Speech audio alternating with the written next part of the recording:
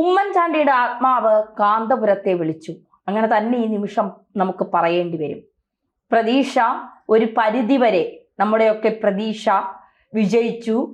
നമുക്കൊക്കെ ചെറിയൊരു ആശ്വാസമെങ്കിലും ഉണ്ടായി എന്നുള്ള വാർത്തകളാണ് യമനിൽ നിന്ന് വരുന്നത്. കാന്തപുരം, അദ്ദേഹത്തിന്റെ ഇടപെടലുകൾ, കാന്തപുരം വളരെ സജീവമായി അദ്ദേഹം ഇടപെട്ടു. അവിടുത്തെ രാജകുടുംബവുമായി സംസാരിച്ചു, അവിടുത്തെ മതപണ്ഡിതന്മാരുമായി അദ്ദേഹം സംസാരിച്ചു. ഷെയ്ഖ് ഹബീബ് എന്ന് പറയുന്ന അവിടുത്തെ മതപണ്ഡിതനുമായി അദ്ദേഹം ചർച്ചകൾ നടത്തി. അവരുമായി കുടുംബത്തോടൊപ്പം ചർച്ചകൾ നടത്താൻ പറഞ്ഞു. പിന്നീട് ഈ കുടുംബത്തിലെ അംഗങ്ങളൊക്കെ ഈ പണം വാങ്ങിയാൽ, അതായത് ബ്ലഡ് മണി വാങ്ങിയാൽ, ദയാധനം വാങ്ങിയാൽ അത് അപമാനമാണ് എന്ന് പറഞ്ഞു. അങ്ങനെ ചില നിർണായകമായ വഴിത്തിരിവുകളൊക്കെ ഇതിലുണ്ടായി. പക്ഷെ അവസാനം ഒരു ചെറിയ ആശ്വാസം, കാരണം ഇത് ഓർഡറായി പുറത്തു വന്നാൽ മാത്രമേ നമുക്കിത് യാഥാർത്ഥ്യമാണെന്ന് വിശ്വസിക്കാൻ കഴിയൂ. എന്തെങ്കിലുമൊക്കെ ഇപ്പോൾ ചില ചാനലുകളൊക്കെ ഇത് ബ്രേക്കിംഗ് ആയി പുറത്തു വിടുന്നുണ്ട്. പക്ഷേ നമുക്കത് വിശ്വസിക്കണമെങ്കിൽ, ഇപ്പോൾ ചാണ്ടി ഉമ്മൻ ഒരു ചാനൽ പറഞ്ഞതുപോലെ വളരെ സന്തോഷമാണ് അങ്ങനെയാണ് എങ്കിൽ, പക്ഷേ അതിന്റെ ഓർഡർ കയ്യിൽ കിട്ടണമെങ്കിൽ മാത്രമേ എനിക്കിതിൽ ആശ്വസിക്കാനും സന്തോഷിക്കാൻ കഴിയൂ. അതുപോലെ തന്നെയാണ് അതിന്റെ ഓർഡർ ഒന്ന് പുറത്തു വരണം. ഇപ്പോ എത്ര ദിയാധനം എത്രയാണ് എന്നവർ പറഞ്ഞിട്ടില്ല. അത് എത്ര ചോദിച്ചാലും കൊടുക്കാൻ നിമിഷപ്രിയ ആക്ഷൻ കൗൺസിലും കേരളത്തിലെ ജനങ്ങളും മലയാളികളും പ്രവാസികളും എല്ലാം തയ്യാറായി തന്നെയാണ് നിൽക്കുന്നത്. അവർ ചോദിക്കുന്ന പണം കൊടുത്തു തന്നെ നമ്മൾ നിമിഷപ്രിയയെ തിരിച്ച് കൊണ്ടുവരും എന്നുള്ളത് ഒരു യാഥാർത്ഥ്യം തന്നെയാണ്. തലാലിന്റെ സഹോദരൻ ആദ്യമൊക്കെ, തലാലിന്റെ സഹോദരനും അമ്മയും കുടുംബവും ഒക്കെ ആദ്യം ഒരു തരത്തിലും ചർച്ചകൾക്ക് നിന്നിരുന്നില്ല. ചർച്ചകൾക്ക് സമീപിക്കുമ്പോൾ പോലും അവർക്ക് സംസാരിക്കാൻ പോലും താല്പര്യമില്ല എന്ന് പറഞ്ഞായിരുന്നു അവർ ഇതിൽ നിന്ന് മാറി നിന്നത്. പിന്നീട് കേന്ദ്ര സർക്കാരിന്റെ വലിയ രീതിയിലുള്ള ഇടപെടൽ, ഇന്നലെ കേന്ദ്ര സർക്കാർ കോടതിയിൽ നയതന്ത്രമായ ബന്ധം യമനുമായി ഇല്ല, ഞങ്ങൾ ചെയ്യാവുന്നതിന്റെ പരമാവധി ചെയ്തു, ദയാധനം ചോദിക്കുകയാണെങ്കിൽ അത് കൊടുത്ത് നിമിഷപ്രിയ ഇറക്കാൻ ഞങ്ങൾ തയ്യാറാണ്, പക്ഷെ ഒരു ചർച്ചകൾക്കും അവർ തയ്യാറാകുന്നില്ല എന്ന് പറഞ്ഞപ്പോഴും കോടതി പറഞ്ഞത് നിമിഷപ്രിയയ്ക്ക് നല്ലത് വരട്ടെ എന്ന് നമുക്ക് പ്രാർത്ഥിക്കാം. പക്ഷെ അങ്ങനെ പറഞ്ഞെങ്കിലും കേന്ദ്ര സർക്കാർ ഡിപ്ലോമാറ്റ് വഴിയൊക്കെ കൃത്യമായ ഇടപെടലുകൾ നടത്തുന്നുണ്ടായിരുന്നു. അവിടുത്തെ മതപണ്ഡിതരുമായൊക്കെ അവിടുത്തെ സർക്കാരുമായൊക്കെ സംസാരിക്കാറുണ്ടായിരുന്നു. MA യൂസഫ് അലി അടക്കം ഇതിൽ ചില നീക്കങ്ങൾ നടത്തി എന്നുള്ള വിവരങ്ങൾ പുറത്തു വരുന്നുണ്ട്. അങ്ങനെ എല്ലാ ഭാഗത്തു നിന്ന്, സർക്കാരിന്റെ ഭാഗത്തു നിന്ന് എടുത്തു പറയേണ്ടത് ഗവർണറെ ചാണ്ടി ഉമ്മൻ കണ്ടതിന് ശേഷം ഈ നിമിഷം വരെ ഗവർണർ ഇതിന്റെ പിന്നാലെ ആയിരുന്നു എന്നാണ് ചാണ്ടി ഉമ്മൻ പറയുന്നത്. അത്രത്തോളം അദ്ദേഹം ഒരു മനുഷ്യത്വപരമായി ഈ കാര്യത്തെ ഏറ്റെടുത്തുകൊണ്ട് അദ്ദേഹം എല്ലാവരെയും വിളിച്ചു, യമനിലെ പ്രതിനിധികളെ വിളിച്ചു സംസാരിച്ചു. അങ്ങനെ എല്ലാ മേഖലയിലുള്ളവരും ഒന്നിച്ച് പ്രയത്നിച്ചതിന്റെ ഫലം തന്നെയാണ് നിമിഷപ്രിയയുടെ ഇപ്പോൾ ഈ വധശിക്ഷ മരവിപ്പിക്കാൻ തീരുമാനിച്ചിരിക്കുന്നു എന്നുള്ള വാർത്ത പുറത്തു വരുമ്പോൾ നമുക്ക് ആശ്വസിക്കാൻ ഉള്ളത് എന്നതാണ് യാഥാർത്ഥ്യം. എന്തായാലും നിമിഷപ്രിയ തെറ്റ് ചെയ്തു എന്ന് കുറെ പേർ പറയുന്നു. തെറ്റ് ചെയ്താലും ചെയ്തില്ലെങ്കിലും അവർ അനുഭവിച്ച ഒരു ബുദ്ധിമുട്ടുണ്ട്. അതായത് ഒരു സ്ത്രീയെ ലൈംഗിക അടിമയായി വച്ചിരിക്കുക, അവർ ഉണ്ടാക്കുന്ന പണം മുഴുവൻ ഈ അടിമയായി വച്ചിരിക്കുന്ന ആളിന്റെ അക്കൗണ്ടിലേക്ക് പോകുക. അപ്പോൾ അവർ കുടുംബത്തിന് വേണ്ടി കഷ്ടപ്പെടാനും കുടുംബത്തെ പച്ചപിടിപ്പിക്കാനുമാണ് യമൻ എന്ന് പറയുന്ന രാജ്യത്ത് വരുന്നത്. ഒപ്പം അവരുടെ ഭർത്താവിനെയും മകളെയും കൂടെ കൊണ്ടുവരണം. ഇതിനൊന്നിനെ സമ്മതിക്കാതെ അവരെ നിരന്തരം ശാരീരികമായി വൈകൃതമായുള്ള ഉപദ്രവമാണ് അവരുടെ ശരീരത്തിൽ ഈ തലാൽ നടത്തിയിരുന്നതെന്നാണ് പറയുന്നത്. മാത്രമല്ല അവർക്ക് പുറത്തിറങ്ങാൻ കഴിയില്ല, ഇയാൾ പറയാതെ ആരോട് മിണ്ടാനോ സംസാരിക്കാനോ ഒന്നിനും കഴിയാത്തൊരവസ്ഥ. മൊത്തത്തിൽ അവരൊരു ജയിലറയ്ക്കുള്ളിൽ ജീവിക്കുന്നത് പോലെയാണ്. അപ്പൊ സ്വയം രക്ഷയ്ക്കായി അവർ ചെയ്തു പോയതായിരിക്കാം, നമുക്കറിയില്ല. ഇപ്പോഴും അതിന്റെ സത്യാവസ്ഥ പുറത്തു വന്നിട്ടില്ല. എന്തായാലും ദയാധനം അവർ സ്വീകരിക്കാം എന്ന് പറഞ്ഞതിൽ തന്നെ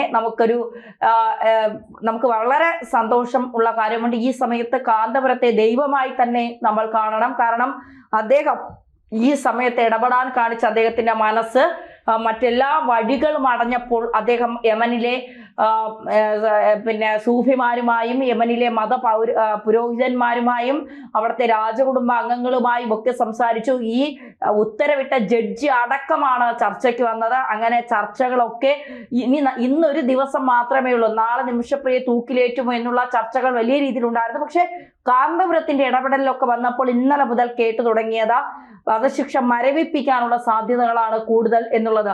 ഇനി ദയാധനം ഇപ്പോ 8.5 കോടി രൂപ നിമിഷ പ്രിയ ആക്ഷൻ കൗൺസിൽ ശേഖരിച്ചു വെച്ചിട്ടുണ്ട്. അതല്ലാതെ അവർ ബാക്കി എത്രയാണോ ചോദിക്കുന്നത് അത് കൊടുക്കാൻ ഇപ്പോ ബോബി ചെമ്മണ്ണൂർ 1 കോടി രൂപ കൊടുക്കാമെന്ന് പറഞ്ഞിട്ടുണ്ട്. അബ്ദുൾ റഹീമിന്റെ പിന്നെ മോചനത്തിനായി പിരിച്ച പണത്തിൽ നിന്ന് 18 കോടി രൂപയുണ്ട്, അതും നിമിഷപ്രിയയുടെ മോചനത്തിനായി നൽകാമെന്ന് അവരും പറഞ്ഞിട്ടുണ്ട്. അങ്ങനെ എല്ലാ ഭാഗത്തു നിന്നും നിമിഷപ്രിയയെ തിരിച്ച്, കാരണം 5 വർഷമായി അവർ ജയിലിലാണ്, അവരുടെ മകളെ അവർ കണ്ടിട്ടില്ല. അപ്പോ അമ്മ ഇപ്പോൾ യമനിലാണ്, പ്രേമകുമാരി യമനിലാണ്, അവരും വീട്ടുജോലിയൊക്കെ ചെയ്താണ് മക്കളെ വളർത്തിയത്. അപ്പോ തന്റെ മകൾ മറ്റൊരു രാജ്യത്ത് വധശിക്ഷ വിധിച്ച് കിടക്കുകയാണെന്നൊക്കെ കേൾക്കുമ്പോൾ ഒരു അമ്മയ്ക്കുണ്ടാവുന്ന മാനസികമായ വിഷമം അത് മനസ്സിലാക്കിക്കൊണ്ട് തന്നെ ആയിരിക്കണം കാന്തപുരം ഒരുപക്ഷെ ഈ കേസിൽ ഇടപെട്ടതും അല്ലെങ്കിൽ ഇതിൽ കൂടുതൽ ചർച്ചകൾക്ക് അദ്ദേഹം വഴി തുറന്നു തന്നതും. അത് ചർച്ച ചെയ്യാൻ ചർച്ച ചെയ്ത് ആ തലാലിന്റെ കുടുംബത്തെ ഇത് സമ്മതിപ്പിക്കാനായി നീണ്ട ചർച്ചകളായിരുന്നു, ഇന്നലെ മുതൽ തുടങ്ങിയ ചർച്ചകളായിരുന്നു. അതിന് ഏകദേശം ഒരു പ്രതീക്ഷ കിട്ടിയത് ഇപ്പോഴാണ്. അപ്പോ അതിലൂടെ നിമിഷ പ്രിയയ്ക്ക് മോചനം ലഭിക്കുമെന്ന് നമുക്ക് ഓരോരുത്തർക്കും പ്രാർത്ഥിക്കാം. എന്തായാലും ഈ 2017 നിമിഷപ്രിയ ജയിലിലാവുന്നത്. 2018 വധശിക്ഷയ്ക്ക് വിധിക്കുന്നു. അതിനുശേഷം 16-ാം തീയതി, ഈ ജൂലൈ 16-ാം തീയതി വധശിക്ഷ നടപ്പാക്കണമെന്ന് കാണിച്ചുകൊണ്ട് പ്രോസിക്യൂഷൻ ജയിലിലേക്ക് ഒരു കത്തയച്ചു. ആ കത്ത് പിന്നെ ജയിൽ അധികൃതർ കൈപ്പറ്റി. പിന്നെയുള്ളത് വധശിക്ഷ നടപ്പാക്കുക എന്നതാണ്. യമനെ സംബന്ധിച്ചിടത്തോളം ഇന്ത്യയുമായി യമന് ഒരു നയതന്ത്ര ബന്ധമില്ല. നമ്മുടെ ഒരു ഇന്ത്യൻ സ്ഥാനപതിയോ അല്ലെങ്കിൽ ഒരു ഇന്ത്യൻ എംബസിയോ യമനിലില്ല എന്നുള്ളത് നമ്മളെ സംബന്ധിച്ചിടത്തോളം ഇത്തരം സാഹചര്യങ്ങളിൽ നയതന്ത്ര ബന്ധമില്ലാത്തത് നമുക്കൊരു വലിയ ബുദ്ധിമുട്ട് തന്നെയാണ്. കാരണം നയതന്ത്ര ബന്ധമുണ്ടെങ്കിൽ മാത്രമേ ആ രാജ്യവുമായി നമ്മുടെ എംബസിയും അവിടുത്തെ എംബസിയും തമ്മിൽ സംസാരിക്കുന്നു, പിന്നീട് അത് മറ്റു തലങ്ങളിലേക്ക് ചർച്ചകൾ നീളുകയും ഒക്കെ ചെയ്യുന്നത്. പക്ഷെ ഇവിടെ അങ്ങനെ അല്ല, അത്തരത്തിലുള്ള ഒരു ചർച്ചകൾക്കൊന്നും വഴിതെളിച്ചില്ല. പക്ഷേ നരേന്ദ്രമോദിയൊക്കെ വ്യക്തിപരമായി കൂടി ഇക്കാര്യത്തിൽ വളരെ ഇടപെടലുകൾ നടത്തി. പിണറായി വിജയൻ അദ്ദേഹം അമേരിക്കയിലായിരുന്നെങ്കിൽ പോലും അദ്ദേഹം വിദേശകാര്യ മന്ത്രിക്ക് കത്തെഴുതി നരേന്ദ്രമോദിയോട് ഇത് കൃത്യമായി പറഞ്ഞു, ഇതിൽ ചെയ്യാവുന്നതെല്ലാം ചെയ്യാമെന്ന് അദ്ദേഹം ചാണ്ടി ഉമ്മന് വാക്കുകൊടുത്തു. അപ്പോൾ ഇതിൽ കക്ഷി രാഷ്ട്രീയ ഭേദമന്യേ എല്ലാവരും ഒന്നിച്ചു നിന്നുകൊണ്ടുള്ള ഒരു വിജയം തന്നെയാണ്. ഇത് ഒരാളുടെ വിജയമല്ല. നിമിഷപ്രിയയ്ക്ക് വേണ്ടി പ്രാർത്ഥിച്ച ഒരുപാട് പേരുണ്ട്. നിമിഷപ്രിയയുടെ അമ്മയുടെ പ്രാർത്ഥനയുണ്ട്, സ്വന്തം അമ്മയെ കാണാൻ കാത്തിരിക്കുന്ന ഒരു മകളുടെ പ്രാർത്ഥനയുണ്ട്, നിമിഷപ്രിയയുടെ മകളുടെ പ്രാർത്ഥനയുണ്ട്, ഭർത്താവിന്റെ പ്രാർത്ഥനയുണ്ട്, നിമിഷപ്രിയ അറിയാവുന്ന എല്ലാവരുടെയും പ്രാർത്ഥനയുണ്ട്. അപ്പോൾ നിമിഷപ്രിയ തിരിച്ചു വരണമെന്ന് ആഗ്രഹിച്ചവർക്കെല്ലാവർക്കും കാന്തപുരം നൽകിയ ഒരു സമ്മാനം, ഒരു ദൈവികനെ പോലെ അല്ലെങ്കിൽ ഒരു രക്ഷകനെ പോലെ ഉമ്മൻചാണ്ടിയുടെ ആത്മാവ് കാന്തപുരത്തിലൂടെ പ്രവർത്തിച്ചു എന്ന് തന്നെ പറയേണ്ടി വരും. കാരണം രോഗാവസ്ഥയിൽ കിടക്കുമ്പോഴും ശബ്ദം പുറത്തു വരാത്ത സമയത്തും ഉമ്മൻചാണ്ടി ഏറ്റവും കൂടുതൽ സംസാരിച്ചതും ഏറ്റവും കൂടുതൽ ആഗ്രഹിച്ചതും നിമിഷപ്രിയയെ തിരിച്ചു കൊണ്ടുവരണം, നിമിഷപ്രിയ യമനിൽ നിന്ന് തിരിച്ചു കൊണ്ടുവരണം എന്നതിനെ കുറിച്ച് മാത്രമായിരുന്നു. ഏറ്റവും കൂടുതൽ ആഗ്രഹിച്ചതും അതിന് തന്നെയായിരുന്നു. അദ്ദേഹത്തിന്റെ ആഗ്രഹം നടപ്പിലാക്കാനാണ് ചാണ്ടി ഉമ്മൻ അമ്മയുമായി ഗവർണറെ കാണുന്നത്. ഗവർണർ അതിൽ കൃത്യമായ നിലപാടുകൾ സ്വീകരിച്ച് ഗവർണറുടെയൊക്കെ നിലപാടുകൾ നിർണായകമായി ഈ ചർച്ചയിൽ ഈ തീരുമാനത്തിൽ എന്ന് തന്നെ പറയേണ്ടി വരും. എന്തായാലും ദൈവം അനുഗ്രഹിച്ചു അങ്ങനെ തന്നെ പറയേണ്ടി വരും. ഖുറാനിലെ വാചകങ്ങളും ഖുറാനും ഒക്കെ ഉദ്ധരിച്ചുകൊണ്ടാണ് ഈ ചർച്ചകൾ നടന്നതെന്നാണ് പറയുന്നത്. തീർച്ചയായിട്ടും അവരുടെ മതം അവരെ നല്ല രീതിയിൽ ചിന്തിപ്പിക്കുവാനും പ്രാപ്തരാക്കി എന്നുള്ള അവരുടെ മകൻ നഷ്ടപ്പെട്ടത്. അയാളിപ്പോൾ എത്ര ക്രൂരനായാലും ഒരു ഭർത്താവിന് ഒരു ഭാര്യയ്ക്ക് ഒരു അമ്മയ്ക്കും ഭർത്താവ് നഷ്ടപ്പെടുമ്പോഴും മകൻ നഷ്ടപ്പെടുമ്പോഴും ഉണ്ടാകുന്ന വേദന എന്താണെന്ന് നമുക്കറിയാം. പക്ഷേ ഇപ്പോൾ ഒന്നും നമുക്ക് ചെയ്യാൻ കഴിയില്ല. അതുകൊണ്ടാണ് ഇത്തരമൊരു സാഹചര്യത്തിലേക്ക് കാന്തപുരം തന്നെ നേരിട്ടിറങ്ങുന്നതും ഇതിലൊരു ചർച്ച പുരോഗമിക്കുന്നതും പിന്നീട് നിർണായകമായ വഴിത്തിരിവിലേക്ക് മാറുന്നത്.